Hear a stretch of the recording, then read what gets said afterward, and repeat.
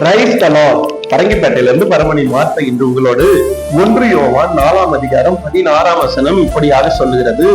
தேவன் நம்மேல் வைத்திருக்கிற அன்பு நாம் அறிந்து விசுவாசித்து இருக்கிறோம்.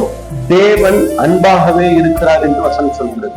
அநேகருடைய ஜனங்களை அவர் நேசிக்கிறார், அவர் அன்பாகவே இருக்கிறார் என்பதை தம்மையே வெளிப்படுத்தி ஜீவனையே கொடுத்து மறித்து 3ஆம் நாள் உயிரோடு எழும்பி அவர் அன்பை வெளிப்படுத்தி காட்டியிருக்கிறார் உலகத்தில் இருக்கிற எல்லா ஜனங்களுக்காக. ஆனால் நாம் எப்படி அன்பு காட்டுகிறோம் என்று பார்ப்போமானால், அநேகருடைய அன்பு பொய்யானதாய், மாயமற்றதாய், ஏமாற்றக்கூடியதாய், அநேக வழிபோக்கிலே டிராவல் பண்ணும் போதோ இல்ல போன் மூலமா ஒரு லைக்கோ ஹார்ட்டோ போட்ட உடனே அவங்க அப்படியே நம்பி பாசத்தை காட்டிடுறாங்க.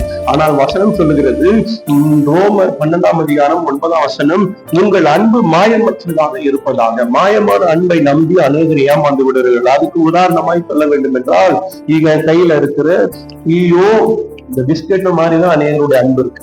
ஒண்ணும் இல்ல, இந்த பிஸ்கெட்டை டீ உள்ள முழுக்கி அப்படியே வச்சிருந்த உடனே கொஞ்ச நேரத்துல என்ன ஆகணும், உடனே எடுத்து அந்த அன்பு எப்படின்னு பார்க்கணும். முழு பிஸ்கெட் உடனே முழுகி உடஞ்சிறது போல அப்படி அல்ல. சிலருடைய அன்பு இப்படிதான் போன உடனே டப்புன்னு உடஞ்சிறது மாதிரி மாறுது. அப்படி அல்ல, நீங்களும் நானும் பகுத்தறிகிறவர்களா இருக்கணும். எப்படிப்பட்ட அன்பு, யாருடைய அன்பு, இந்த அன்பு எப்படிப்பட்டது, மாயமற்றதா பொய்யானதா என்று அநேகர் அதுலதான் நம்ம சிக்கிக் கொள்கிறோம்.